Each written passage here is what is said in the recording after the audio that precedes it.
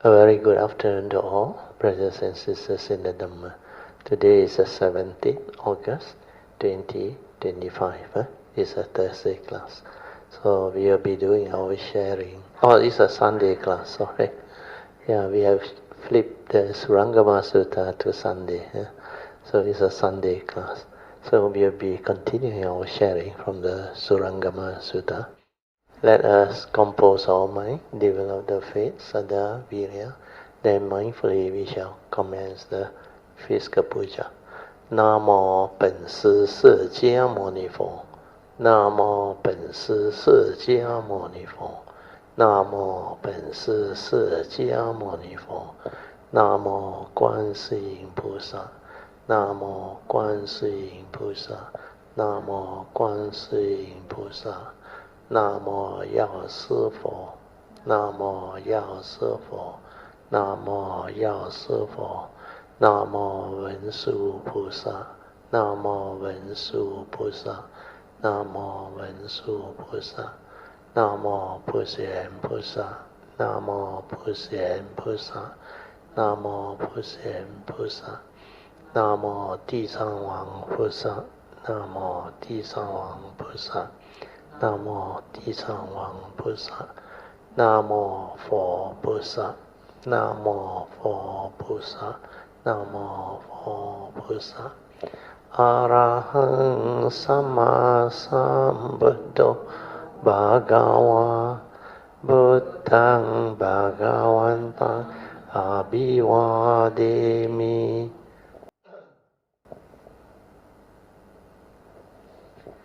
สวากาโตภะคะวะตาธัมโมธัมมังนามัสสามิ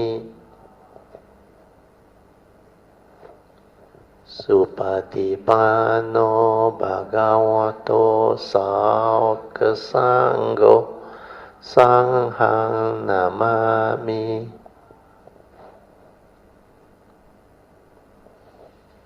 นะโมตัสสะภะคะวะโตอะระหะโตสัมมาสัมพุทธัสสะนะโมตัสสะภะคะวะโตอะระหะโตสัมมาสัมพุทธัสสะนะโมตัสสะภะคะวะโตอะระหะโตสัมมาสัมพุทธัสสะบุตตังสรณังกัจฉามิธัมมังสรณังกัจฉามิสังฆังสรณังกัจฉามิดุติยัมปิบุตตังสรณังกัจฉามิดุติยัมปิธัมมังสรณังกัจฉามิดุติยัมปิสังฆังสรณังกัจฉามิตติยัมปิพุทธัง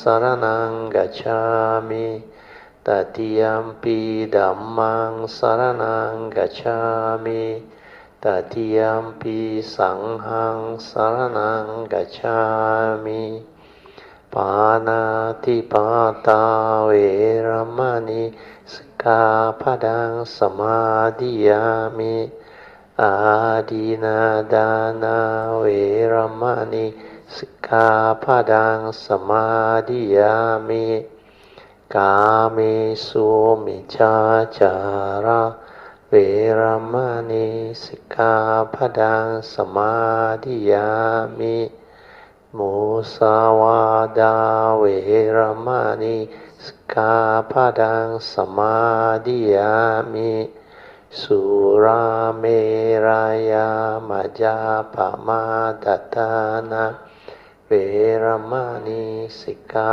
ปดังสมาธิยามิสาธุสาธุสาธุ Okay, let's pay respect to Puja. Buddhang Pujami.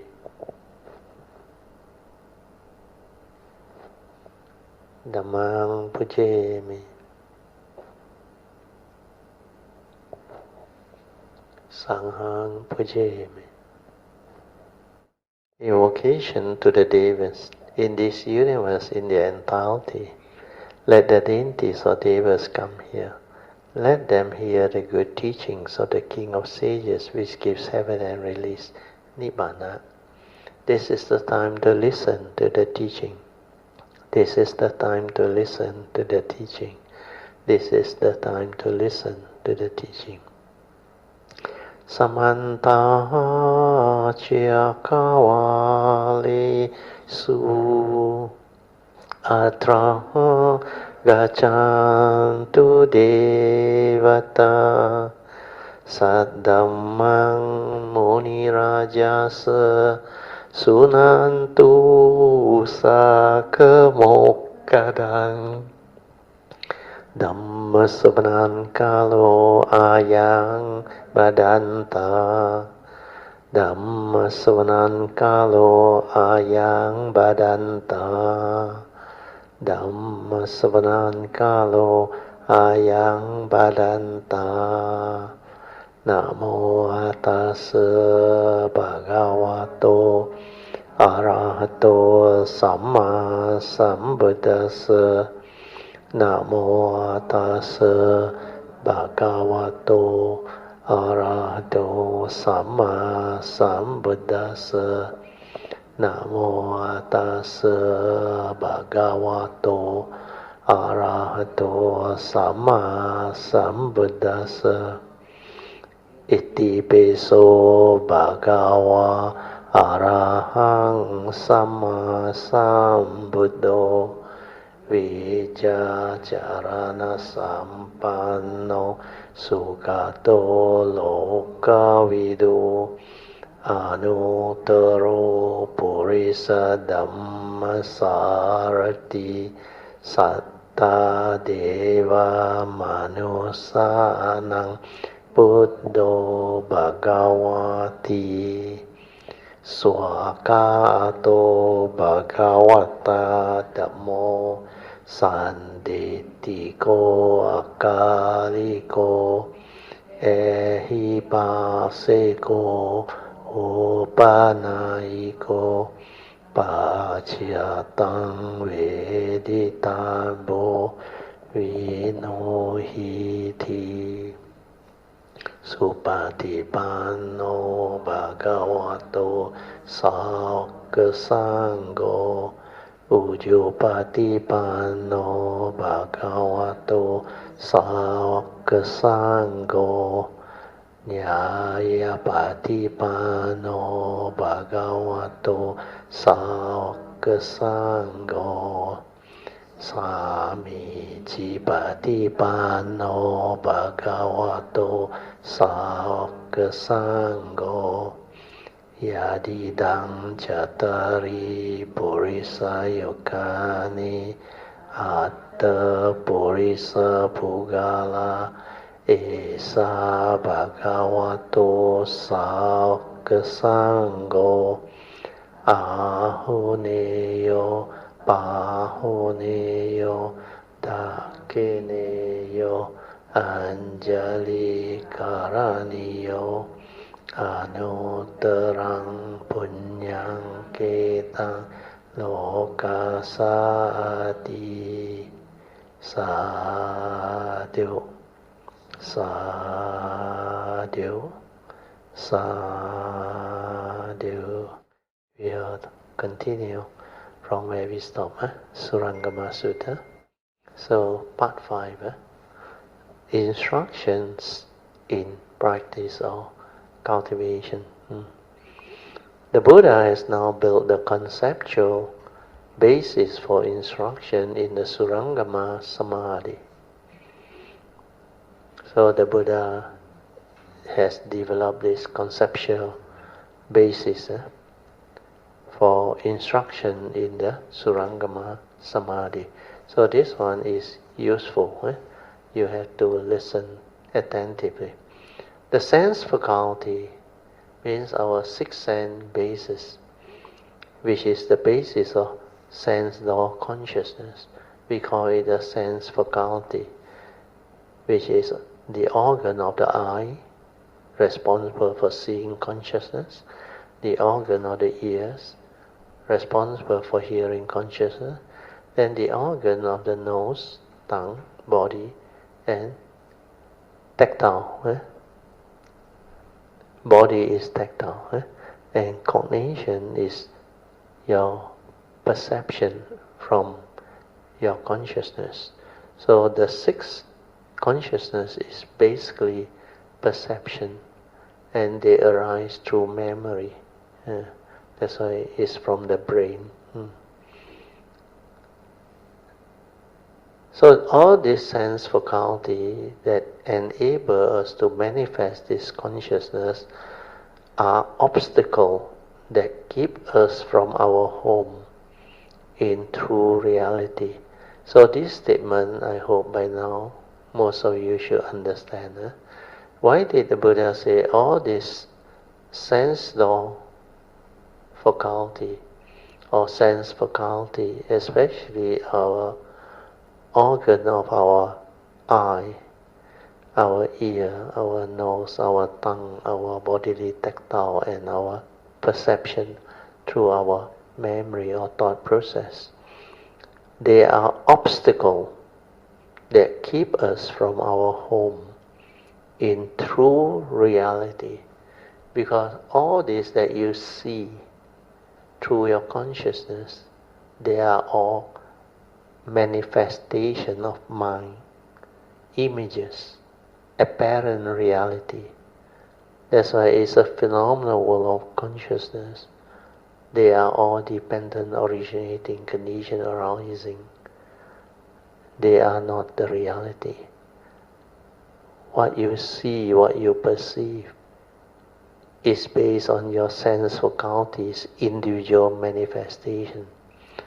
That's why in the early sharing, even during our Tuesday class and Thursday class, I did share under one of the classes. I say, if you were to really develop the understanding of sense door consciousness, then you realize at any one moment, all the living beings throughout the entire existence, not only planet Earth or one, everybody perceives different things. What goes on within your moment-to-moment consciousness or the apparent reality that you have is unique to yours. Because you perceive them through your senses. And like what I used to share with you all, whatever that your senses can allow you to perceive, you say is real. Because to you, real and unreal depend on your sense ability to perceive. So you are limited by your senses. Then I also share in the early days, like certain frequency, the animals, the dog, they can hear. Certain vibration before earthquake or what, the animal they can hear. And they will react first. Because their senses, their ability to perceive higher frequency is there. So every one of us, every living being, we perceive our own reality or apparent reality through our senses. To us, this is what the world is. Finish. But everyone perceives it differently, think differently. Different part of the world, different part of the universe, they manifest different perception. So what the Buddha is trying to tell us is sense faculty, our basis of existence, or what we call our basis of knowing the world. How we know the world, how we interact with the world is through our senses. And this is our basic instrument, and we are limited by this. And with that, we talk about reality, which is a delusion. Where these are apparent reality unique to every living being, and they are not the real thing that arise. Because everything that manifests within the universe, they are just the way they are. Condition like that, things be like that. nothing to describe or say anything. Everything follows nature's law. They evolve, they move. That's why when you see all this, then you will understand why the Buddha say all these sense faculty are obstacles that keep us from our home in true reality. Means your true nature within that can be one with all this reality. You do not have the ability to be with it. You are lost in thought, lost in your sense perception. That's why because of that, living being get deluded. Sakkaya Ditthi, self-delusion, come from the egoic mind that manifests through this apparent reality, because the senses is the one that actually created the illusory world. So I read on, then hopefully you develop further understanding. Then the Buddha continues, he says, but if the direction of these sense faculties, attention is reversed, so that they are focused inward rather than outward, then they become the means of our return to reality. That is a very profound statement. Yeah. So I will use the four circle formation to explain to you. Means from your sense faculty, which is basically the third circle, the five aggregate of form and mind, where the last session we go through the 8 type of consciousness as taught in the Mahayana. So this one, they manifest. These are apparent reality. And from there, it created the conditioned world, or what we call the phenomenal world of consciousness. Yeah? So what happened is we have to return this inward. Understand? Means from your thought, you have to cease it to return to this pure awareness nature. If you reverse it and you stay here, then this creation ceases to be. That's what the Buddha is trying to tell you. So in order to break free from this thought delusion or sense door consciousness delusion, you need awareness from here to see how they arise, to see the dependent origination, condition arising phenomena, to understand that everything within the conditioned world are conditioned Dhamma, dependent originating, condition arising, causal phenomena. These are not reality. These are apparent reality conjured by the mundane mind. That's why everything from here manifests into the mundane creation. That's why the Buddha said, your mind is the forerunner of all things. And that refers to the mundane mind that manifests from the true mind. So mind is the forerunner of all things. Mind is chief. When mind arises, all things arise.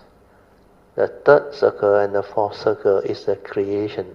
That's why it becomes the existential world, the conditioned world, the manifestation of life existence.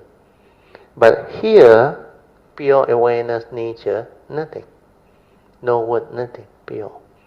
That's why from this pure nature, it created the apparent reality. And this apparent reality is not a reality, but it's apparently real to you, to the individual, understand? But the whole universe, what actually happened is that movement, understand? Following nature's law. No other movement really. But individually, we grasp and cling to the five aggregate of form and mind, believing that this is a permanent, unchanging entity. This is you. This is the ego, the personality, the I and the me. And this one try to own things, have things, grasp things, and do away with things that they don't like. Okay, sorry for the slight interruption, because of the internet speed and all those things. So we should thank Brother Teo Sui. and those who inform them for the condition for us to rectify all this. Okay, now I will maybe go through it again. Part 5, instruction to cultivate or practice. This part very important. You listen attentively. Where this is the summarized version of the instruction. And this one was only included in the latest book by, I think, Hsuan. That's why this version, when they finally passed to me to check from Pamasri, I went through it, I decided to use this one. Well, this one has improved a lot compared to the other one, which is Charles Luk, Upasika Charles Luk. That one is very concise, but not so much explanation. So if you are not a cultivator, you cannot really grasp it or comprehend it.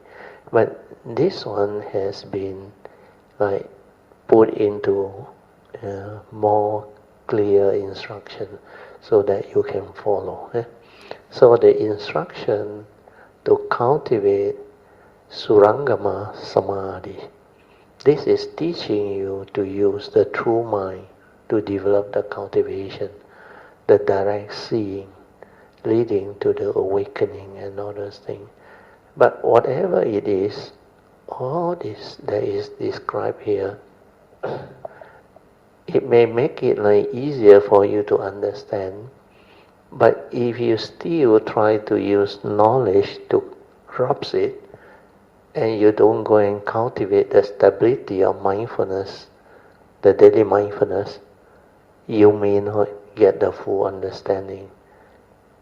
You may have certain knowledge of what that understanding is, but it's not the real one. The real one is when your stability of daily mindfulness become very stable, then all this that is described become very clear to you. Now we just go through, and hopefully you all can develop the understanding.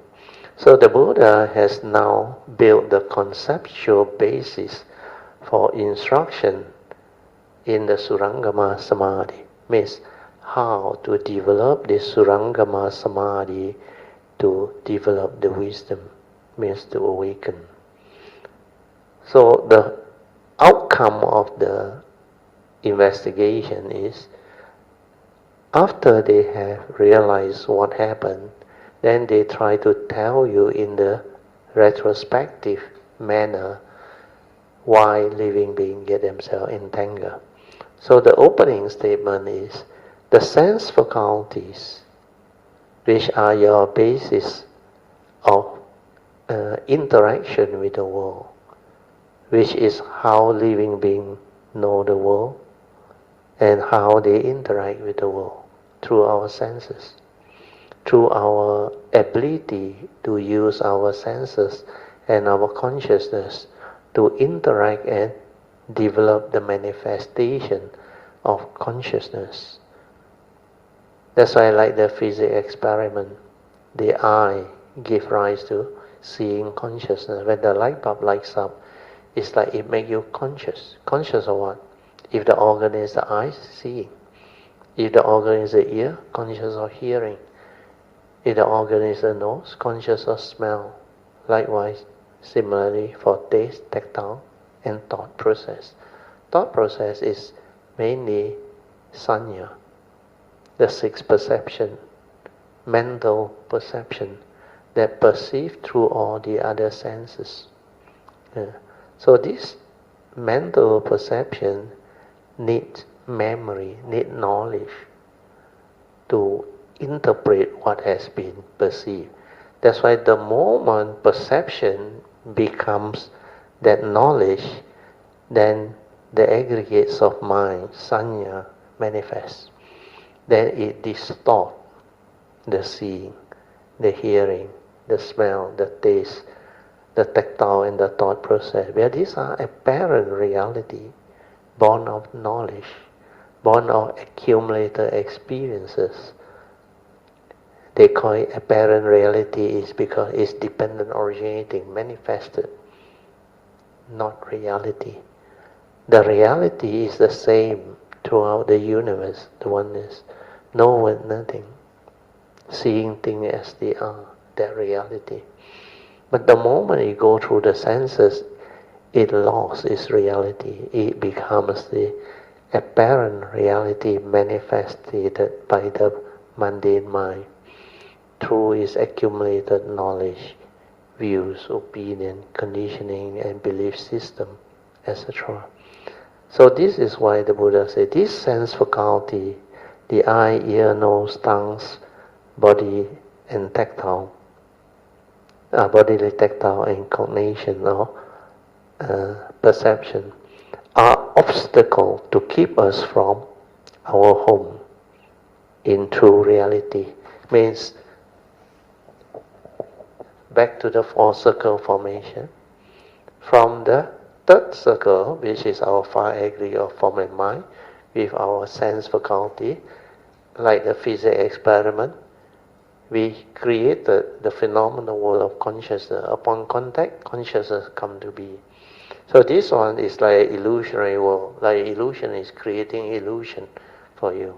These are all mental images created by the mind. And this is the one that prevent you from seeing the reality. So to see the reality, you have to return all this creation to your pure awareness nature and understand clearly who are you, what are you, and how all this manifests. So, like what is written here in the Surangama Sutra, the Buddha mentioned very clearly, the sense faculty are obstacles that keep us from our home in true reality. Means when your senses operate through the mundane thinking, which is the mano that created this conditioned world or phenomenal world of consciousness, it's like illusionaries. These are illusions manifested through consciousness. They are just images in your mind for you to see. But it prevents you from understanding the reality. That's why you cannot see through this via your silent mind in direct seeing, to see things as they are, before all this movement that occur subsequently, then you become deceived, deluded. That's why the egoic mind, the Sakaya deity, they manifest from here, the five aggregate form. You grasp and cling, believing that this is real. This is what you are. It is a permanent, unchanging entity. But you forgot that from here you arise. And this is just a vehicle and a tool, karmically conditioned out for you to arise, to come to the existence. And this is not real. This is conditioned arising, dependent originating. And this is where cultivator cannot see and cannot understand, because they were never here, the pure awareness nature. That's why you don't develop this, you cannot ever understand this teaching. This is where the Surangama Samadhi is. This is where Hui Neng, the sixth patriarch, the first hallmark, Wu Nian de Jingjie. You have to return to the original state, which is before the stirring, before the mano manifests. This is without thought, just pure awareness nature. And this nature is there before birth, because this is the unborn. So this so-called pure awareness nature is the primordial, means original nature. It was there all the time. But from there, all things arise. That's why the fifth patriarch, when he explained to Hui Neng, the sixth patriarch, when he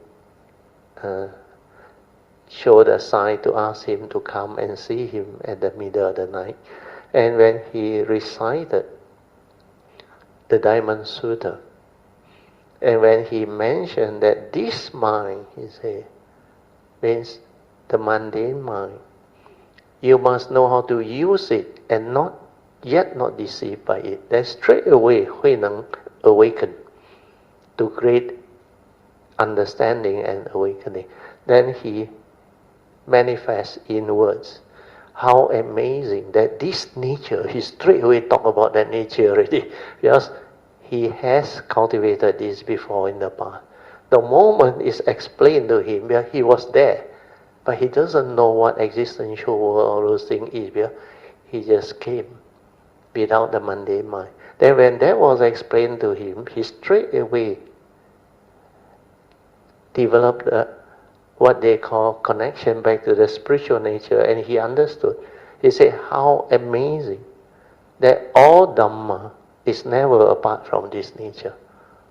You understand the word? All Dhamma means all conditioned and unconditioned manifestation is from here. Understand how? And nothing is apart from this nature. Where this nature is the original nature. From there all things arise. And this is the power of Surangama Samadhi. And this is what real Samadhi is. It's a free mind, without thought, without movement. Understand? And that is real Samadhi, not concentration. Not all the energy collected at one point, one-pointedness. The building up of energy. Those are all deviant Samadhi that manifest the 50 deviant Samadhi as described under the Surangama Sutra. That's why all of meditation that is thought-based, they cannot develop Surangama Samadhi. They will develop all the psychic ability and all those things, energy field. Okay? So now we go back to the notes, then easier to understand. Huh? You have to return to your original nature, means the source. So here he used the word, keep us from home, understand how? Means if you don't go back to your pure awareness nature, you cannot cease from there to return home, understand how? So the source is where the home is, where it manifests through reality. Well, that one is oneness, one with the whole reality, understand how? Whatever that manifests, the 3 periods of time, from there it arises, to there it returns. So that is how beautiful the teaching is. Then the next sentence is also very powerful. But if the direction of this faculty or sense faculty's attention is reversed, so that they are focused inward rather than outward, means what? From here, sorry. So here at the fourth circle, this is outside, isn't it? Outside of you, isn't it? That's why this phenomenal world of consciousness and form is like very real, isn't it? So this one is existent. The condition arising world. This one is where the whole activity is. That's why this one, Leo and Anta, is a living being. But this is a chaotic world without the Dhamma. This is where all the suffering, all the misery is. So if you don't know how to reverse this back to pure awareness nature, you cannot see how living beings fall and become like that, deluded. And this is a very powerful summary. And if you have not developed the cultivation, you cannot understand this word. That's why Surangama Sutra is not easy. Okay, now I read on, then you can develop better understanding. But if the direction of these sense faculties, attention, is reversed, so that they are focused inward rather than outward, then they become the means, just the means for you to return to your true nature, or subsequently return home to reality. They use the word to reality, means back to reality. Then the Buddha reminded Ananda that freeing the mind from its involvement in perceived object is possible. This one is very powerful. So now you understand what the Buddha is trying to tell Ananda there. He reminded him now. He said, Ananda, it is possible to free the mind from its involvement in perceived object if you develop this Surangama Samadhi and develop the understanding. So here, I read the whole sentence, then maybe you can follow. The Buddha reminds Ananda that freeing the mind from its involvement in perceived object means through the senses and the sense perception is possible. Because our awareness of the world means your pure awareness nature is independent of the world it perceives. Now you understand? Yeah. Because the awareness and the perception are two different things, understand or not? And so what is the difference between awareness and consciousness? Consciousness, with its content, you perceive, understand or not? And what you perceive is what you believe through your memory, your views, your opinion, your conditioning. Where what you perceive is not the direct seeing, understand or not? It's not wisdom. So your apparent perception of what the world is the one that actually creates the delusion in the individual, in the living beings. So here, the Buddha told Ananda, he reminded him, that freeing the mind from involvement in all the perceived object is possible because our awareness, pure awareness nature of not only the world, the universe, is independent of the world it perceives. Means the mano, the sense perception that it perceives. He once again demonstrates that independence by instructing his son Rahula to sound a bell. This one is a very good example. Maybe I ring it also. You listen,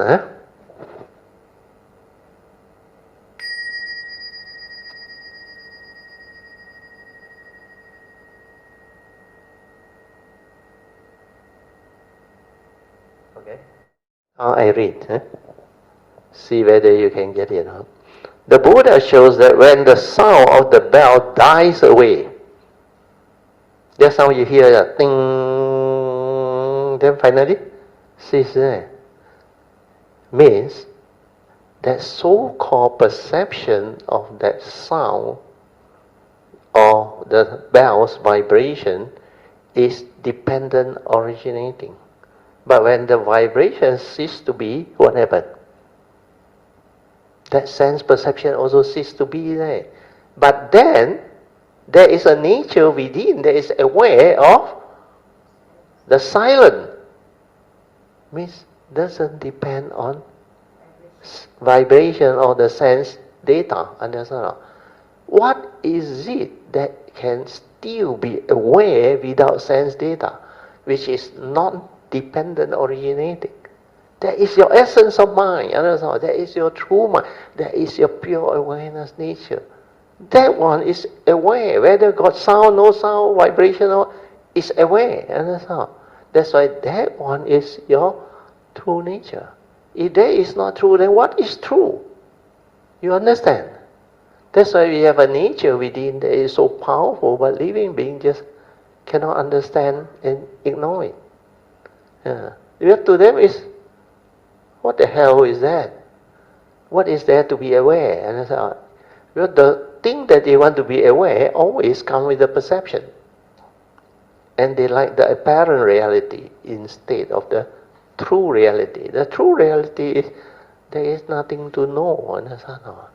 It's just that nature that is capable of awareness. And because it's capable of awareness, it can understand everything. It can develop the wisdom. It cannot be deceived. And they cannot see this. That's why they deludedly grasp at the apparent reality, which to them is very interesting and very real. That's why that one lure them, entice them, and trick them into grasping, clinging, holding, and creating. That's why they become violent. They develop the ego, everything. So here I read on. The Buddha shows that when the sound of the bell dies away, our power of hearing remains intact. That is the one he is trying to tell you. The pure awareness nature. Since we are aware first of silence and then of the sound, the bell once again. So the Buddha said, all that you need to do is not to allow your attention to be diverted by the 12 conditioned attributes of sound and silence, contact and separation, flavor and absence of flavor, openness and blockage, coming into being and perishing, the light and the darkness. So this one means from your sixth sense door, that manifests the duality, understand? Sound and silence, contact and separation, and all those things, that flavor and all those things. So all this, you can develop the understanding. Means all that you need to do is not to allow your attention to be diverted by these 12 conditioned attributes. Means what? Dependent originating manifestation of your mundane mind. Understand? But that one is dependent originating, no reality, come and go, come and go. Understand? It's not a permanent, unchanging entity. You can detach from that, then you understand that this is for living, existence. Understand? That's why I keep on telling you all in the past, within the conditioned world, there are conditional reality. Means the law that governs life and existence within the conditioned world. That's why duality exists within the conditioned world. The Four Noble Truths exist within the conditioned world. Suffering exists within the conditioned world. Living beings exist within the conditioned world. But within the unconditioned, which Kuan Yin Bodhisattva realized in true emptiness in the Heart Sutta, all this don't have. No birth, no old age, no sickness, no disease, nothing. Even Four Noble Truths also none. No one attained. No one realized. All these are delusion. Where these are all the form of mind, not a permanent, unchanging entity. So this one is a very powerful understanding. Then next, the Buddha say, extricate one faculty by detaching it from its object. These are all descriptions. Redirect that sense faculty inward, means go within your inner awareness nature, so that it can return to what is original and true. Means that nature, understand? Then what do you realize? Everything is not what you think. No reality, understand? Dependent on creation, understand? Mind make a day. That is what the Buddha is trying to teach you.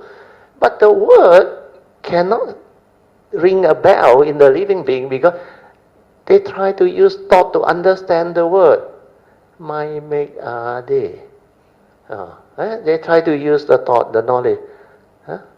We got mind, how come my mind can make all this? You cannot understand. But when you understand from the pure awareness, all these manifestations surface and arise and create.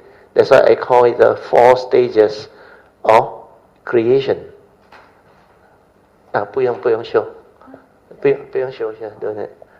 Stages of creation, remember? The 4 circle formation are the 4 stages of creation. Means from the source. The first thing to arise during the birth process is the pure awareness nature. I said this one will come the moment you are born. And it's primordial. It was there all the time. Before even you learn how to use thought, perception, everything. Then from here, all the mundane thinking, mundane perception, mundane manifestation, this mano manifests. Understand?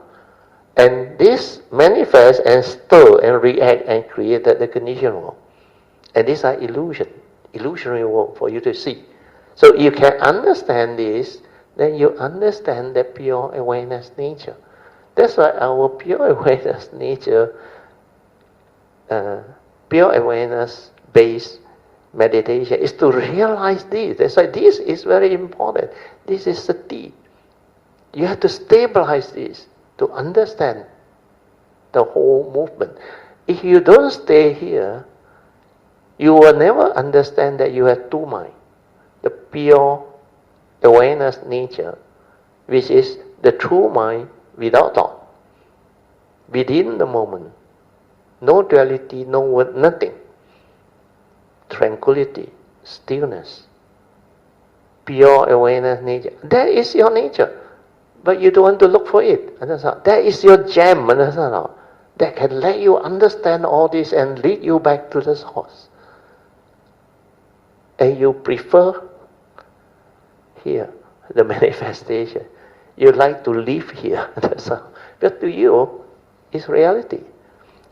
And the form and mind to you is what you are. That's why you worry you will die, you will get sick, you will get old. That's where all the suffering arises. But when you realize that this is not you, this is dependent originating, condition arising, form and mind, a vehicle and a tool for you to arise through the karmic process, to cultivate, to go through the karmic process and to fulfill your work and do everything that you want to do to realize the perfection and the cultivation, then the secret of life is understood. Understand? Huh? Then from there, you got no more problem, coming or going. Then all this become very easy to understand. Yeah. Sadhu. That's why the whole Surangama teaching is not really that difficult to understand or that complex. But normal living being cannot even touch it, because you need to realize this pure awareness nature. And you don't have someone who has gone through the cultivation and the realization.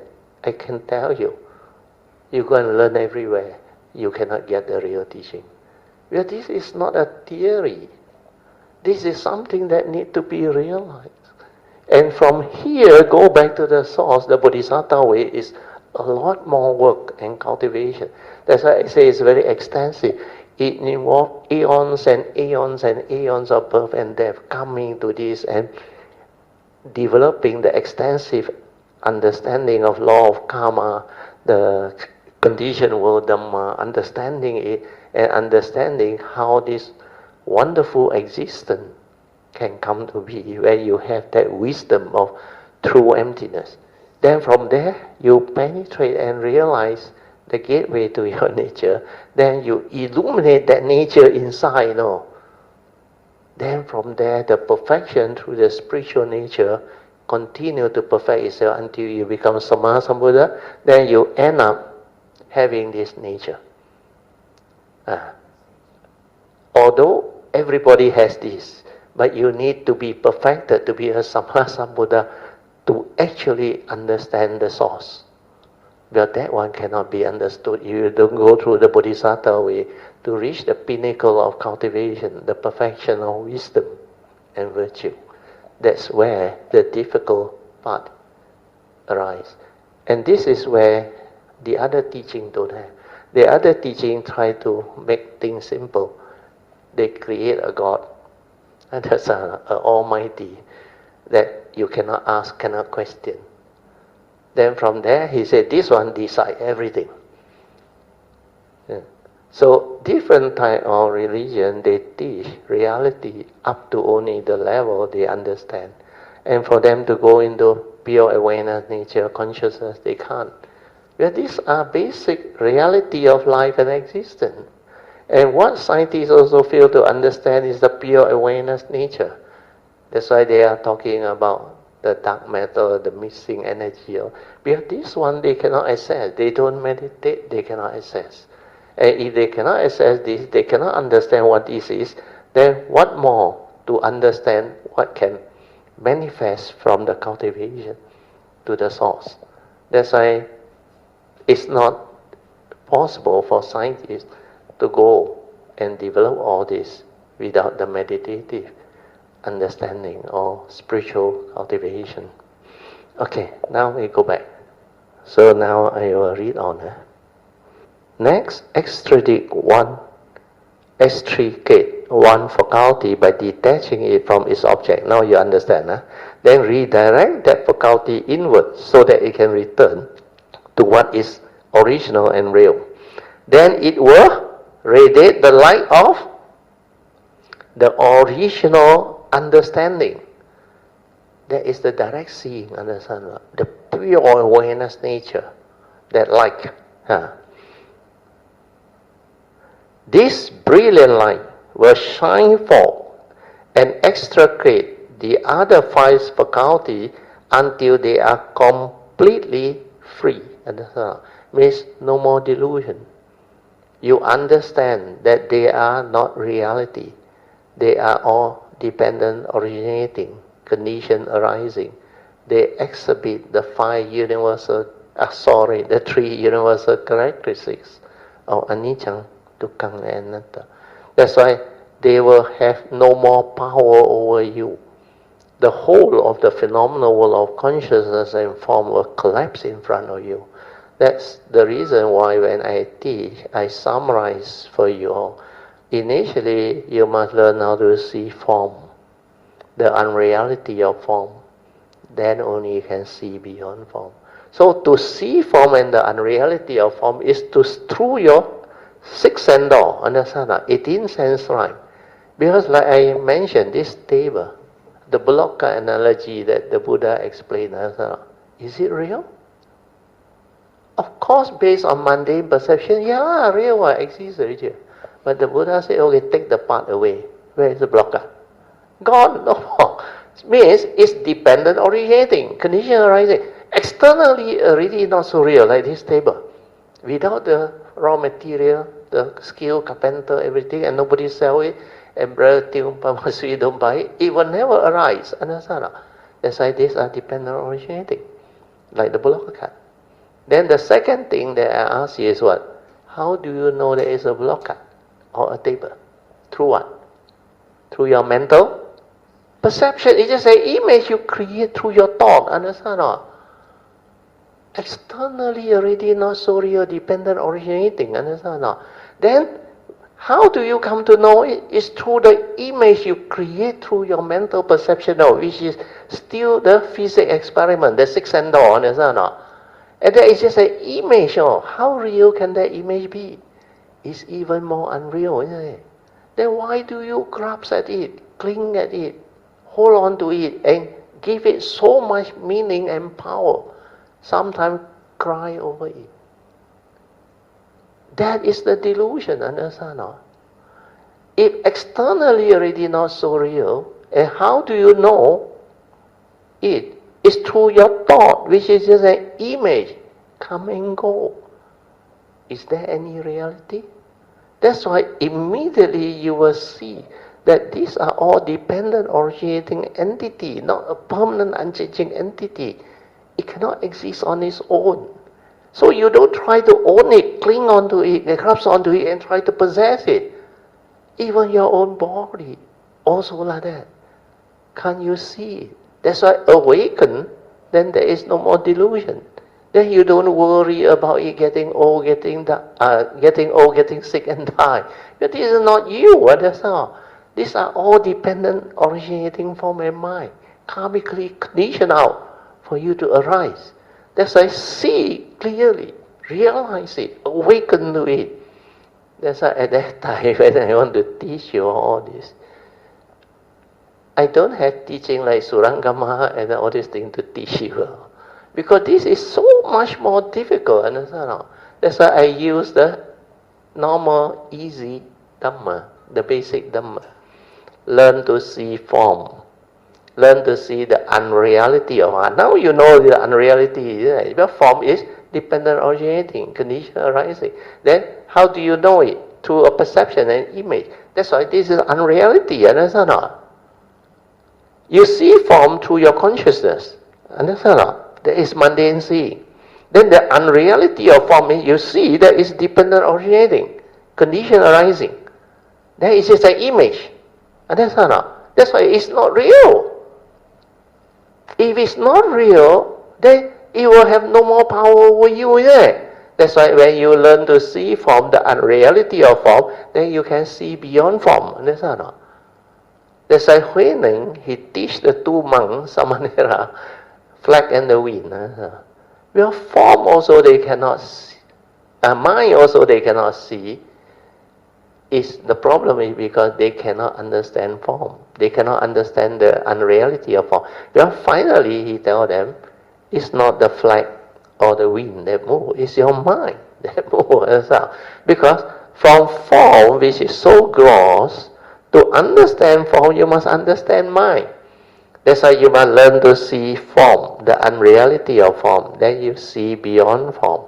Then after that, you realize, like the final explanation, how do you know that thing? Through your perception. That is mind, understand? Then you learn to see mind. Mind manifests through what? Through consciousness. Understand? Through consciousness, through your sixth sense door. And what you perceive is a mental image. Understand? That's why it's unreal. It's dependent originating. Once all these conditions that manifest, the condition cease to be, it will cease to be. Like seeing. Who see? What see? I alone doesn't see. Understand? Mind alone doesn't see. It needs all these causes and conditions to come together. So that's why you have to learn to see mind. That manifests through its senses, like the Buddha said. Understand? The sense faculty. They are not real. They are apparent reality that manifests for the mundane mind to corrupt and cling. Is the phenomenal world. Understand? Then you believe this is the only reality. But to you is so real. Everything you can touch and hold and feel. Even your house, your money, your whatever. This is so real. Your own physical body, your own feeling, your own vibration, your own emotion. Normally, if people tell you this is not you, you tell them to go to hell. Understand? How can this is not me? I want to cry, I cry. I want to die also, I can. I can do what I want, and you say this is not me. But they do not understand the condition arising entity behind. When the fellow is paralyzed, you ask him to stand, he cannot stand already. Your condition no more. Understand? That all these manifestations are all dependent on your. That's why Dhamma is not something that you can penetrate through knowledge. You have to have the wisdom and the understanding. And when you penetrate it, then you will see the next stage. You learn to see mind, the unreality of mind. But mind manifests through consciousness. And that is not your true mind, understand? That is not the pure awareness, nature's pure wisdom light, understand? That cannot allow you to understand all the manifestation. But the pure awareness, wisdom light, can see things as they are and insight into phenomena and awaken and develop the wisdom. That is see clearly, like the form. It learns to see form. Then it learns to see mind through its manifestation, through the sixth sense door. Then it learns to see the unreality of mind. Because they are all images created by perception, understand? By the thought. And through memory, your views, opinion, condition, you react and stir and create all this nonsense, illusionary world. And condition living being suffering. Then you go and get yourself entangled. Then it grabs, cling and hold and manifest all this chaotic condition. That's why there is war. There is climate problem. Because the elements, everything is become distorted through the karmic process. It become like imbalance. Then this movement will create the karmic flow. It will create the karmic manifestation. That's why the conditioned world will become what it is. That's why the Buddha said, condition like that, things will be like that. That is suchness. Ta-ta-ta. That's why he said, you learn to see things as they are. Accept them for what they are. The world is the world. People are just the way they are. No right, no wrong, no duality. All this pertain to the conditioned world. Within the unconditioned, all this is just the way it is. Cannot be otherwise. Then why do you want to kepo and intervene? thinking that you can do everything. No. It's because you don't understand life. You don't understand the secret of life. That's why you cannot live life. You live life through understanding. You accord and you flow. After all, no reality. He know you, he know me. You come, you do your duty, take care of karmic nature, take care of spiritual nature. Then every existence, you come, you manifest, you beautiful. Understand now? Why you worry about why the world are that? Why people are like that? Everything is just the way it is. So all these are the cultivation that can give rise to that type of wisdom which the world can never understand unless you go through that cultivation. Okay? Yeah. Now I better hurry because is it 4:30 already? Oh, not yet, another 15 minutes. Okay, I can go a bit more. So I will read the last paragraph again. Maybe the last two sentences. Then it will radiate the light of the original understanding, means true understanding. This brilliant light will shine forth and extradite or extricate the other five sense faculty until they are completely free. Means you are no longer deceived or deluded by it. Okay, we end here. Maybe I read a bit more. We stop at 4:30, so that you can have 45 minutes of meditation. Okay, part 6, sorry. These are the 25 sages. These are the great beings, the Mahas Bodhisattva. Ananda now asked the Buddha to instruct him as to which of the faculties of perception he should focus on in his practice. He expected that the Buddha will transmit an answer to him privately in a direct mind-to-mind transmission, but instead the Buddha turns Ananda's question over to the audience. He asks all the great beings, the sages who are present, to volunteer to explain how their spiritual practice allow them to enter that Surangama Samadhi and then to break through, read that word, illusion and so can you do that? Develop the Surangama Samadhi, so difficult. Go back to your true mind, silent mind, without thought, the first hallmark of awakening. That is the free mind without thought. That is the real Samadhi. Not the concentration, the focusing, the so-called one-pointedness. Nothing to do with that. They are all thought-based manifestation. They are playing with what they call the danger of Samadhi. These are all thought-based. So he asked the sages who are present to volunteer to explain how their spiritual practice or cultivation allow them to enter the Surangama Samadhi and then to break through illusion, means sakkayaditthi, self-delusion, and become enlightened. So in response, 25 of these great beings or sages stand up one by one in the midst of the assembly to tell their enlightenment story. 17 of the sages tell of practices involving one of the constituent element of perception, and 7 other sages tell of the enlightenment through contemplation of one of the primary elements. The most extensive of this narrative is given by the 25th sage, the Bodhisattva who hears the cry of the world. This is Kuan Yin Bodhisattva. Kuan Si Yin. The cultivation that leads to the enlightenment of these bodhisattvas focus on reversing the attention of the faculty of the hearing. Having told his story, the bodhisattva who hears the cries of the world discusses the power of that hearing. That's why under the note 22, Avalokastevara, or Kuan Si Yin. More explanation of this name is given under another part. If you are interested, you can read it. Part 6, note 48. Of that his hearing practice has brought him.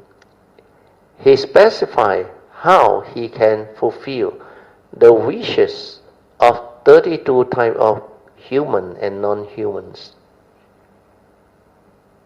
How he protects people in dangers or in dangerous situations so that they will have nothing to fear. And how he appears in various forms to teach beings and protect them. Now, here is just a summary. You know why Kuan Yin, Bodhisattva, the cultivation is so unique and so powerful, or not? Why he said Kuan Si Yin? Means he contemplate on all the sound of all the whole existence. Si Yin. You see, when I was very young, I already knew that all these things that manifest, my mother has very strong faith in Kuan Yin. And she always tell me, you hold on to Kuan Yin's faith, you will be protected. Yeah. And she actually got herself protected through many incidents in life. And his faith in Kuan Yin is very strong. He always bring me to the Kuan Yin temple. Yeah. And I follow her, but other temple he also go, but I cannot. The medium one he also go, but she got strong faith in Kuan Yin. And because of that, when I grew up, I got this very strong affinity with Kuan Yin. That nature immediately, without hesitation, I will pay respect and I bow. But all the other dainty I cannot. My mother asked me to Chong Hyong also, I actually inside reluctant. But out of respect, I took the joystick, I burned, not to offend her. I count 1 to 10, then I put the joystick down. But when it comes to the Buddha, Kuan Yin, and the great beings, I can do it. Then I remember when I was on the way to Cameron Highland for that retreat, 1989, I remember. I was contemplating on the bus. I say, how come Kuan Yin can be so unique, so powerful? You are not only my mother. That time my nature really know. There were countless beings in the universe. If everyone seek Kuan Yin's protection and blessing, then how is he going to do the work under her? She has to be everywhere. Is it possible? Then I knew it's not possible. Then I suddenly, deep inside, tell me, no, she got a vow. Because of that vow has become nature's law, she don't have to manifest. The nature, through the nature's law, manifests by itself. That's why you go back to a note, just now that one is a summary. Now you understand why his practice is so powerful. He specifies how he can fulfill the wishes of 32 types of human and non-human beings. Our 31 plane of existence only, but he can include until 32. We must have included those cultivators and humans and non-human. How he protect them in dangerous situation. Because he got this vow, you chant her 4 hours, Om Memi Peme Hom, or Namo Kuan Si Yin Pusa, or the one that NB chant one, Namo Da Zhi Da Bei Guang Jiu Ku Jiu Nan, that Guang Da Lin Gan. Any of those, there will be a manifestation if you do it sincerely. That's why it can manifest this. He protects people who are in dangerous situations so that they will have nothing to fear. And how he appears in various forms. This is true nature's law. To teach them and protect them. That's why this line, Kuan Yin came many times, the message. The 1986 one was the most important one. And all these are because her way of manifesting.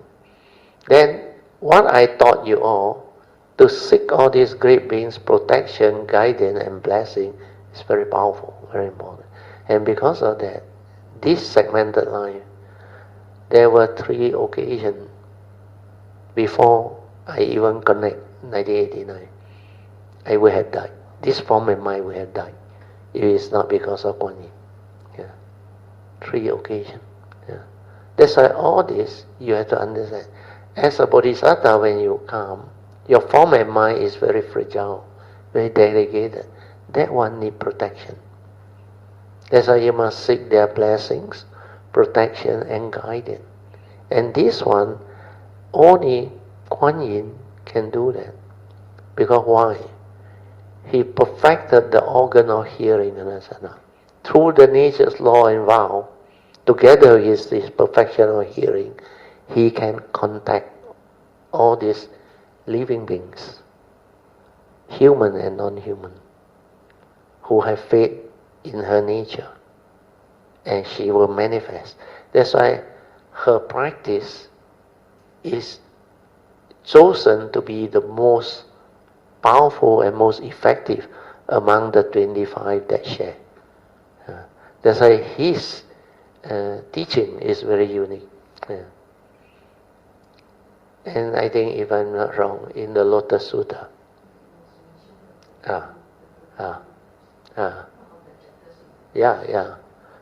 it was mentioned, Kuan Shi Yin also.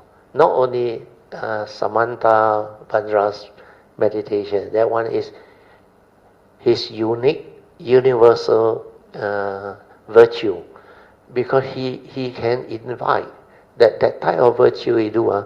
He pay one respect is to all the Buddha of the 10 direction and the 3 period of time also. He not only pay respect to one person or one Sama Sambuddha, to all. And when he vow to invite all Sama Sambuddha. That's why very, very unique. That's why it's called universal virtue. That type of virtue very difficult to mention. Bodhisattva. That's why Kuan Yin and Puxian, they are unique great beings. So if you have affinity with them, my nature rejoices. Because these 2 are very, very unique and very beautiful. And even Manjushri, Da Shizi, and also Dizang Wang Pusa, or Wensu Pusa and Dizang Wang, they are all the 4 within the Mahayana tradition. They are really above the others. Very unique. So I think we stop here. Then we were... I myself finished the last paragraph. The Buddha then asked the Bodhisattva Manjushri to recommend to Ananda one of the 25 paths to enlightenment just described by the 25 sages. You know who Manjushri recommend? Speaking in verse. That's why Manjushri very good at stanza on the verses. Manjushri endorsed the practice of listening within, as it was described by Bodhisattva who hear the cries of the world. This cultivation, Manjushri concludes, is the practice or the cultivation most suitable for Ananda and for beings of the future. See? Not only Ananda. That's why the hearing organ is very powerful. And you will listen not only outside, you also listen inside. Understand? When you reverse the light and observe with pure awareness nature inside, you can see your own defilement, your own delusion, your own verbalization, chattering, and all those things that manifest. That's why when you develop the ability to understand yourself, that self-knowledge liberates you. That's why I always say, you do awareness-based meditation, you will come to know who you are, what you are, and how you function as a human being. And now you understand why my teaching is that direction, and so on. I didn't quote to you anywhere and from whatever teaching, but I develop my own understanding. I share with you, and these are very penetrative. Whenever you are not happy, not peaceful, the evil roots are there. This is to point towards the direction of cultivation, to actually see your own defilement, see your own delusion, your own mistake, how you stir, how you develop all the fear, the worry, the anxiety, and how you actually manifest your violence, your insecurity and all this. Even the phobia, how you accumulate them. That's why you have to see them. Like the Buddha said, retrospectively reverse all this. Means origination factor. See how it manifests. How anger comes to be. How fear comes to be. How you become emotional. How you become deluded. How you develop all the so-called knowledge that binds you and creates suffering for you. How it makes you egoic. How it makes you entangled with karmic conditioning and life. All this, without the inner awareness to see, you cannot understand. And all this manifests through the senses. Understand not? That's why you cannot have the inner awareness to see and develop the understanding, then where can you find wisdom? This is wisdom. Understand not? That's why the silent observation of what is. Can you remember? I better write down. That one I forgot to write down. And this one is from your pure awareness nature. When you are with your true mind in pure awareness, you observe with that silent mind. So the silent observation of what is the reality. And this is wisdom. That's why without the silent mind, the pure awareness nature, you cannot see things as they are. You cannot observe. You cannot develop the insight into phenomena, the awakening. All this need the silent mind, the pure awareness nature. Okay? Sadhu, sadhu, sadhu. Okay, good. We end here. We mark this page. Then we will continue from here the next session. Okay, part 7. Okay, now maybe we can off the light, so that you can have your 45 minutes of awareness-based meditation. I will set the alarm now. Just develop the 4 support. Then stabilize your inner awareness. Okay, you can slowly, mindfully come out of the meditation. Try to maintain whatever inner peace, inner calmness, and inner awareness that you have developed for as long as you have. These are the mind states that you need to stabilize, so that in the midst of life you can be aware, mindful, leading to heedfulness. Okay, now we'll come back to the second session, which is meditation reporting, followed by whatever question you all may have. So, all the meditation relating to either the Dhamma or today's topic, which is very good. And you can also share on Dhamma in daily life that you have developed. Thank you, Manya. Yeah. Not too sure what to talk about. Right, but I look at the the Gama Surangama Sutra. Sutra. First time I read it, and then it's very fascinating, Sadhu. right? Especially when it's all about the illusionary world, Yes. perception, Yes. how we are guided by all these sensory Perception, perceptions. through memory, Yes. through our conditioning. I find it very fascinating, Mm. and in some ways it's very scientific. Yeah, very scientific. The Yes. Sutra, very scientific. Yeah, very scientific, Right. and down to earth somehow. Yeah, down to earth. Yeah. And precisely these are things that sort of like, in a way, misguide us through life. Yeah. You know. And created the illusion within us, because the apparent perception, we take it as real. Yeah. We deludedly hold on to it, grasp onto it, then use that as a basis of our knowledge to live life. Then we get ourselves entangled.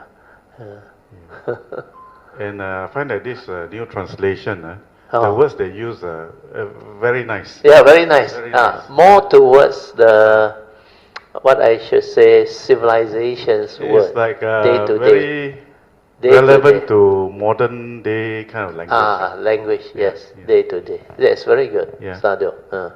And I also find that there's a lot of parallel in the world of IT, those who are involved in IT. Yes. You understand these things pretty well, at least what you call knowledge-wise. You see how the IT world is moving. Correct. It's actually based on perception, based on what do you call it? Virtual reality. Yeah, virtual reality. Now we are creating one layer on another layer. Yeah. Now we have artificial intelligence, augmented reality. All these are adding on another layer of reality. Yeah. That I think we are not careful. Correct. You can be deceived by a lot of things. The whole world, you talk about reality. What is reality? Yeah. Because it's already all by itself is correct. Not real. And Already not real, and it's layer. like already deceiving living beings. Then each and every one of the living beings, if you use your form and mind and your senses to rely on to do things and understand things, then you create more illusion. So it's to go back within and realize that true mind that can see beyond all this delusion, illusion, and all this unreality. And to do that is not easy, because every one of us have our apparent reality manifested by the sixth sense door, by the mundane perception through our mundane thinking and our mundane mind. And we don't have the energy or the pure awareness energy to see things as they are and to realize that these are all not real, not what they are. But they are the one that drive the world, drive civilization, that create all this movement. That's why to understand this teaching is to understand the profoundness of the understanding behind, which is wisdom. Then the funny thing that developed is, maybe this one I haven't shared with you all, but today Bigger Brother Theo brought it out very well. I will share this part with you all, because if you look at life, if you look at existence, when everything is just like that, then basically what really is life? Do you understand that question? What really is life? Even after you understand what I explained to you, let's say the form and mind, you do the karmic and all those things that manifest. So what? After that, can you really understand what is it that living being is given as option to develop what type of understanding to really understand life and live life. It is so difficult for living being, understand? Because the way it has manifest and create the complexity of illusion and delusion, like what Brother Teo now starts to correlate with IT and all the so-called virtual reality, augmented reality, AI, and all the many layers of even magicians' illusion that create like magic. So for us, it's all through the senses. But as an individual, which we call a human being, and this one yet is unreal now, then that nature got no word, nothing one, no. You cannot say that it is me, it is I. You cannot come out and live like, then who the hell are you? That is the secret of this beautiful, profound teaching of the Buddha, the Dhamma. After understanding all this, that wisdom, that perfection, enable you to comprehend all this and give you that understanding to come and live life, life after life. And within that illusory world, there is such thing as life, existence, meaning within all this. That's why there is a different movement, completely different. Knowing the unconditioned and the conditioned world's reality, you have to have these two wisdom together, combined, to enable you to have the understanding to understand life and live life. And that is basically what is the ultimate intent of the teaching, so that you are not deceived, not deceived. But when we say you, it's the form and mind, understand? The five aggregate, because there is no such thing as a permanent unchanging reality that we can cling on to and say, this is what we are. But this world, the existence, the conditioned world and the unconditioned world secret and the marvel of the universe have this possibility of enabling that form and mind which is not real to develop such perfection and wisdom, to have that all-knowing understanding, to merge back with that source. And basically that is the whole secret of life and understanding of life. And the whole movement can include all the fantastic scientific discovery and all the marvel of nature's, like the complexity of the universe. We haven't gone into that, no. If you go into the complexity of our universe, even the scientists are still marvel, no, at the thing that is being discovered within our galaxy and universe. Because there are so many things that they can they still cannot understand and comprehend. No? And within all this, there are life, there are consciousness, there are beings that we can never really fully comprehend or understand. That's why you need to go into the first and second circle, that one, to develop the ability to have that all-knowing, what we say, the Sama Sambuddhahood's perfection of wisdom and understanding nature. And that nature will allow you to understand all this. But the basis of all this is, after that being, that form and mind that perfected all this, understand all this, it's only his nature. You can not even say his real. It's like the Buddha nature is a nature, understand? It's not a being. But that Buddha nature evolved and become a reality within nature is because it has the understanding to go through this cultivation and this process. So if let's say you don't have a Buddha nature, you have any of the deluded living beings' nature, then what is the difference between that deluded living being's nature and the Buddha nature? where both are not really a reality. If you talk about logic, you talk about facts based on knowledge, logic, then there is nothing to compare. And living being can even say, so what? Huh? Through delusion, I can also roam the world. I can also go through the suffering.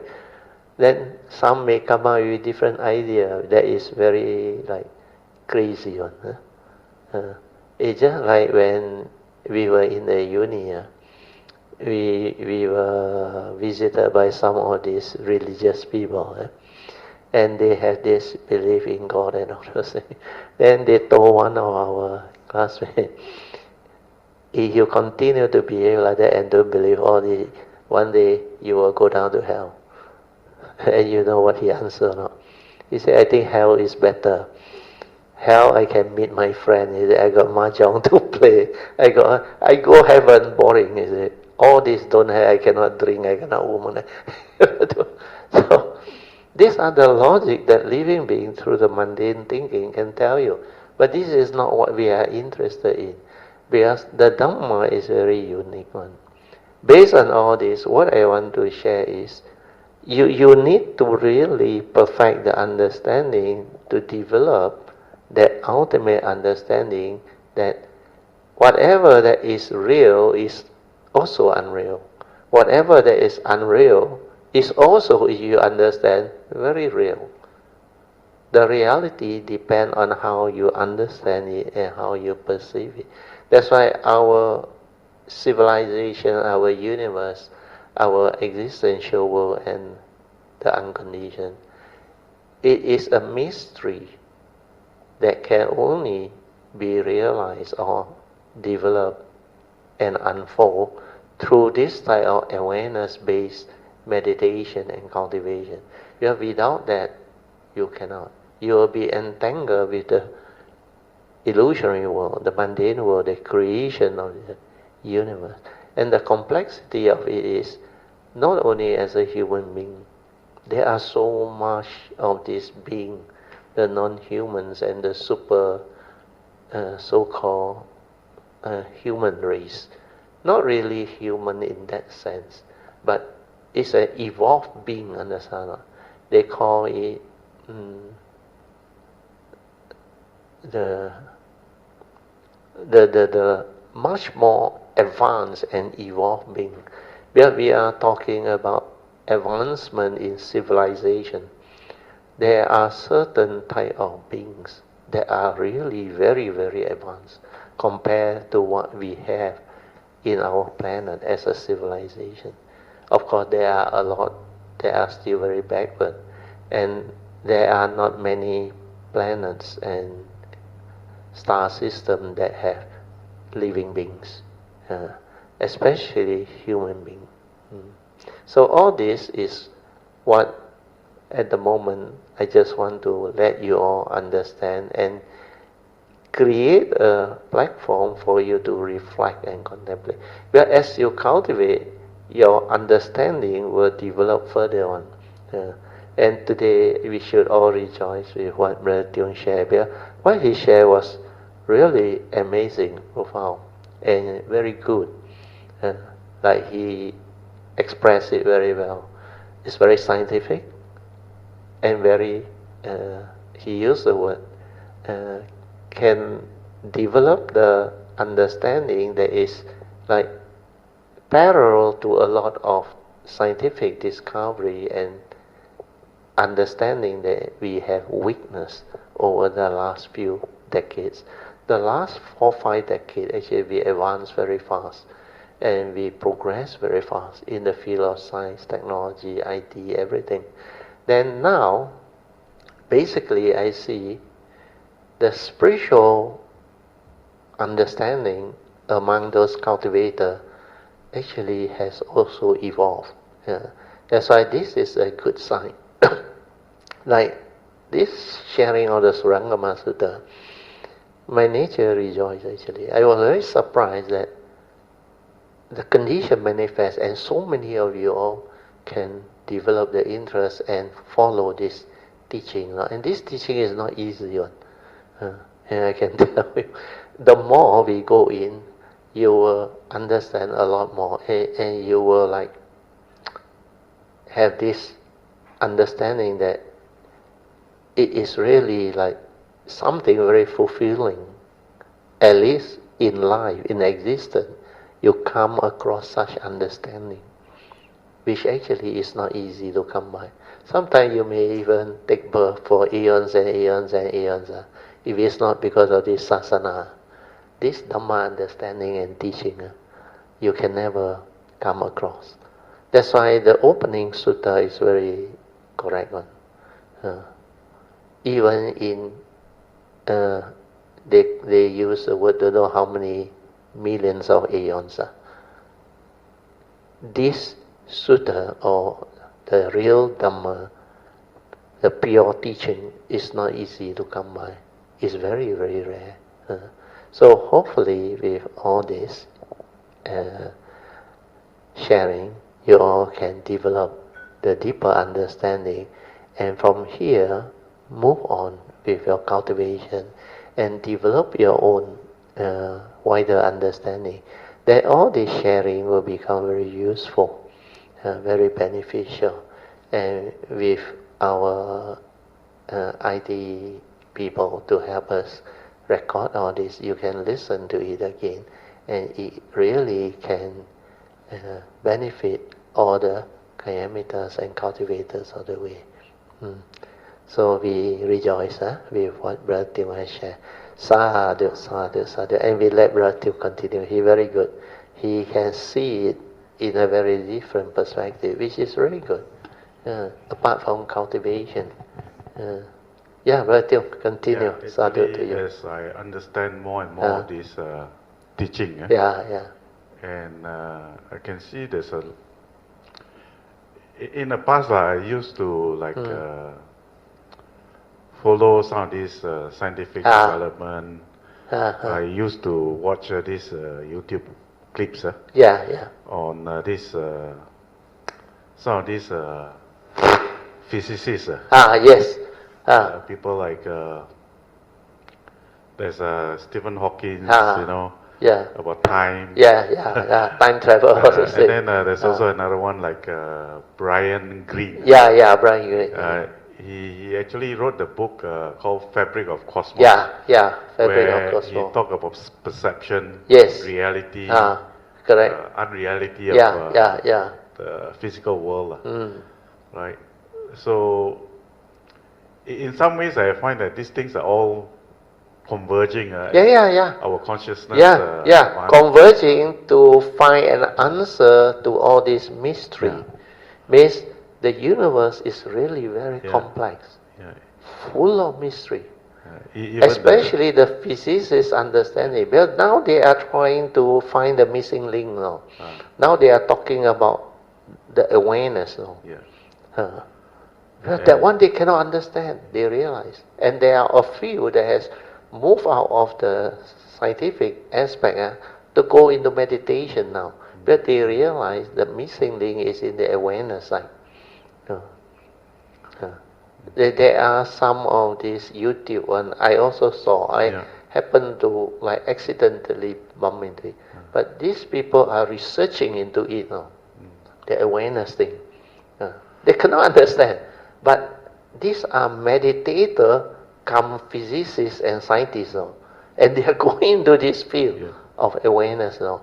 And they try to establish, because they have this physics theory, where the theory of, they call the random principles, where you cannot determine a particular entity or particle or whatever. If you know its position, you cannot be clear about its movement. But when it knows its movement, it cannot be clear about its position. There is a word they use, I forgot already. But the more interesting one is when it comes to light. light, he say, yeah, in normal circumstances it's like a particle. Yeah. But when it go through that double slit experiment, it behaves like a wave. The wave theory and particle theory, then at different level of observation, the subatomic level, all those things, the behavior is different again. The scientific law also break down. That's why they talk about this photon theory. Then they talk about the quantum theory and all that. And that one you go in is all dealing with consciousness and mind, and all these minute, what they call nature's law that govern all this movement. That's why the scientists managed to discover gravity, electromagnetic wave, and even light. Then all the other various scientific theory that enable to come out with all the understanding of science, and yet they know it's not complete. So Einstein was trying to work out a unified theory that can enable him to understand the mind of God. That one is a very interesting one. But so far they can't. Even the Japanese, Kaku something, Japanese. The Japanese physicists, they always talk about all these things. I forgot his name already. He say he became curious when he read this unified theory by Einstein. He said, Einstein, even before he died, he cannot come up with the answer. And because of that, he developed an interest, actually through curiosity, according to him. Then now he is very deep into all these things. A lot of these physicists, like what Brother Theo have seen through the YouTube also, if you go into it, they are actually moving into it. And like what Brother Theo said, they are zeroing onto the same question and trying to develop the answer and the answer. And this is interesting because for our planet, we consider our civilization very young, Even the latest recorded civilization, our present civilization, is only about 5,000 to 6,000 years, the recorded one. But the age of the planet is already very long.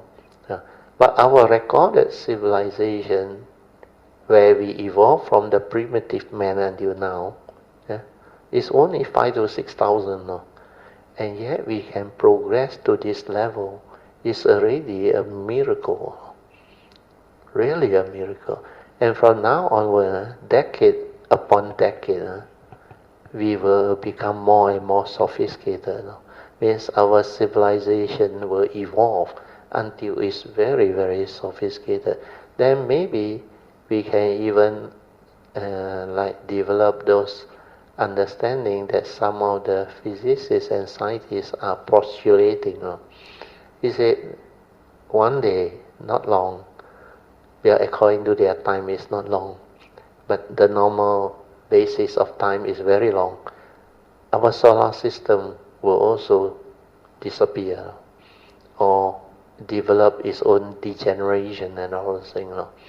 Then they are talking about how to continue our civilization's history, recorded understanding and all those things. Then how to move this to maybe another world system that is more conducive for life and all those things. So a lot of them are trying to plan all these things. Then they even talk about the distant galaxy universe, and they are trying to source around. Then they are trying to develop understanding of the other planets and all those things, seeing whether there is possibility of this movement or possibility of this discovery. Even China is trying to develop a lot of space exploration that can lead to a lot of other very important future understanding of life and the universe. They are even exploring the moon and all those things.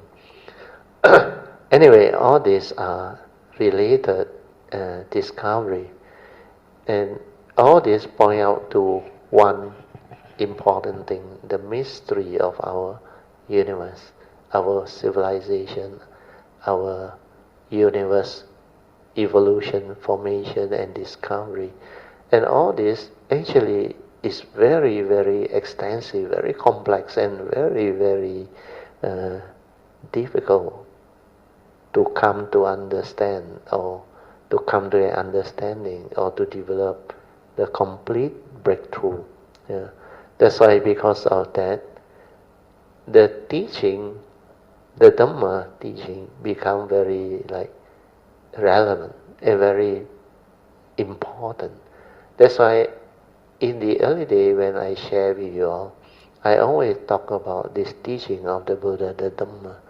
It's very, not only unique, it's amazingly not only advanced, it's amazingly complete, understand? Complete in the sense that it can unfold and understand all this. That's why this is not just a philosophy or ideology or a type of maybe awakened beings understanding of life. This is a very complete and extensive cultivation that lead to that type of understanding, which is really amazing. And it's good that today we have the condition to explore all this and develop the understanding of all this. Oh, very good, Ratio. You continue. Yeah. All these are interesting facts, lah. Yeah. Interesting to know, lah. Mm-hmm. Right? But ultimately, I think we have to see all this illusionary world, unreality of form. We have to understand how it relates to our daily life, lah.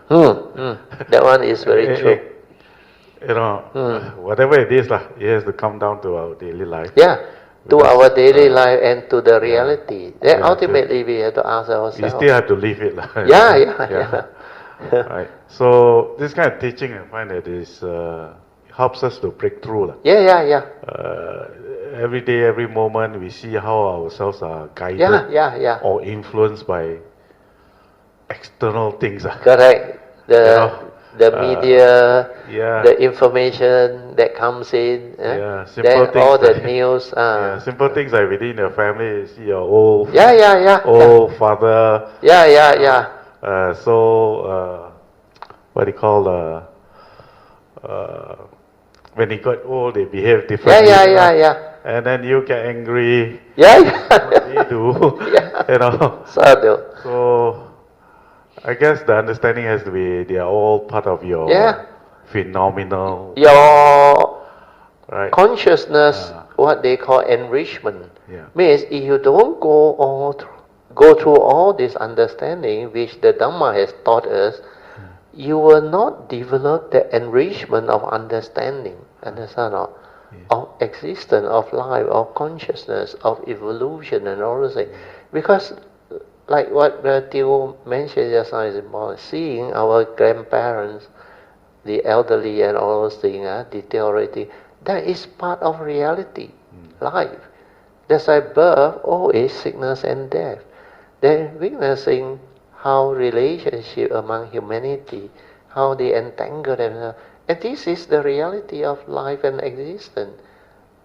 The first noble truth reality of the existential world's complexity in life. And this one, if you don't have the Dhamma and the understanding to reflect and contemplate and to develop the enrichment of understanding, we normally overlook. Then we will end up deluded. Like last time Reverend Sunano said, gong gong chia, gong gong toa, gong gong si, everything also gong. You come, you didn't really learn anything. You get angry, emotional, fearful, develop all the misery, the suffering, then you die. And the karmic process continue, but you don't know that you are part of it and how you evolve through all this. You don't have any particular or even the slightest understanding of what is happening.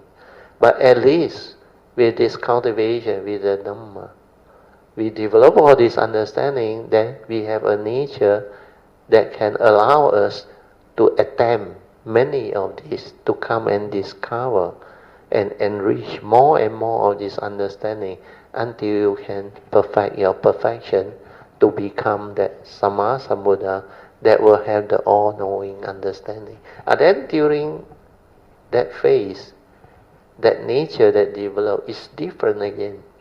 Because even at my level, my nature, I can actually extend my understanding to all this already. And I already knew that a lot of these things, that's why you can recall in the early day I used to tell you, like the Buddha said, what he has taught the monks is only the handful of leaves.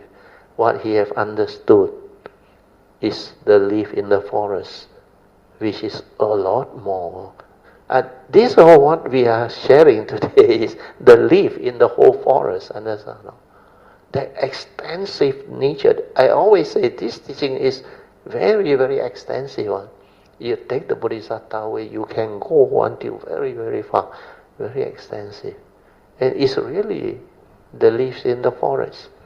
And this is what existence and life within the condition and the unconditioned is.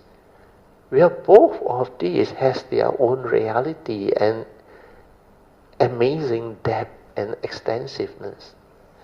That's why life is not what the ordinary mundane mind can understand and perceive. But that one is a very, very minute aspect of life. But that one is the bulk of life for most people who are deluded without the Dhamma understanding and the awakening. We're the only limit to the mundane thinking, the karmic side and all those things, samsara. But beyond that, there's a lot more. A lot more understanding, possibility, and enrichment of the evolution of consciousness. Means the whole of the karmic nature moving to the spiritual nature. These two movements, they are unending. That's why in the early day, I remember at the retreat, I used to tell you, wisdom is unending. You remember? You cannot finish. You can explore, you can continue to develop. This civilization can manifest in a really different way. Because all the possibility you calculate is impossible. The combination is too extensive. And different type of world system, different era, different period, different type of civilization will manifest. And it can become more and more complicated, more and more advanced, more and more evolved. That's why all these are starting to unfold. And the new word that I use is the enrichment of the human understanding or the living being's understanding, the consciousness part and the evolution of this understanding. Oh, very good. But still, 4 more minutes. You summarize. Then we end today. Very just good. Wrap it out. Wrap it out. Very interesting teaching. Yeah. Right, and in fact, they use the word matrix, which reminds me of the movie. Yeah, matrix. We have to understand this to break through what is controlling Correct. us in this evolutionary world. Yeah. That's all. The matrix is a very good example. Sadhu, thank you. That one, I saw the show for the first time. I was really amazed and rejoiced because I knew that is basically what existence is. The matrix created the scene of you all familiar with matrix, isn't it? It's all computerized one, no, control. And the one that control all this system, they can take over any of the human being that exists there and actually do their thing, one. It's about civilization where the sun is no more, no? You know, when the sun is no more, how to continue your civilization? You can't, isn't it? They come up with this idea, the life force. They use the life force of all the babies. And they keep them in all the, what they call, like, scientist experiment like that. And they connect all this life force and they build it up into a computer system and use the computer to drive the virtual reality of living being. But each and every of these virtual thing that come out is virtual. But the life force from the whatever the sperm and the ovum that they use to accumulate all this, they build it out into a system. And they use this life force as energy to generate this matrix. Then, of course, according to the show, there is one guy, Keanu Reeves, the actor. The actor, he is the chosen one under the matrix show. So he's the chosen one to outsmart the computer. And he took over and he went in and control and stop all those abuses. So these are reality that already existed, and not to say reality that already existed as movie, I think about 30 years ago, if I'm not wrong. This show already 30 years at least, or at least 20 over years. That's why it's very interesting. Thank you. Let us rejoice. Sadhu, sadhu, sadhu. And we should also thank Pamasuri for requesting this topic. Then after that, it make him be interested also. Then we go and look for the books. That's why all this meant to be will be. It will come and it will unfold. And it will just move in the direction that is meant to be.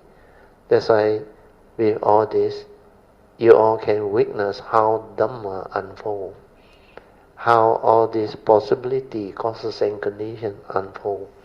And it can bring about things that the human mind can never comprehend. And a lot of people may think that this is like fairy tale. It's not fairy tale. You can follow even our Kayamita's evolution for the last 20 years of sharing, 20 plus years of sharing. It's really amazingly marvel, like a miracle, how all this come to be, and how all this teaching, sharing, and Dhamma understanding unfold. Okay, very good. We will now share merit, transfer merit, then we will end.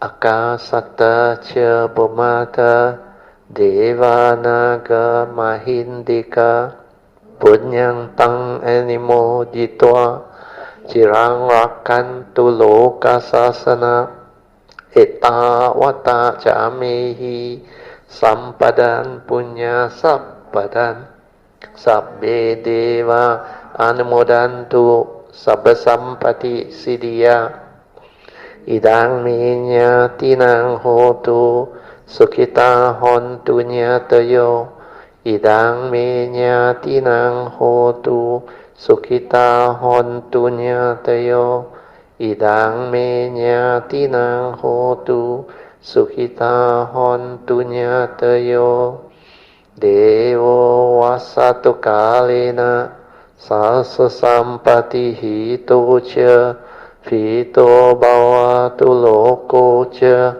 raja bhavatu dhammiko imina punyang kamena mame bala samagamo sattang samagamo hotu yawa nivana pati tiya. Sadhu, sadhu, sadhu. Okay, you all can now pay respect mindfully to Lord Buddha, Kuan Yin Bodhisattva, and all the worthy ones. Then we end. Sadhu.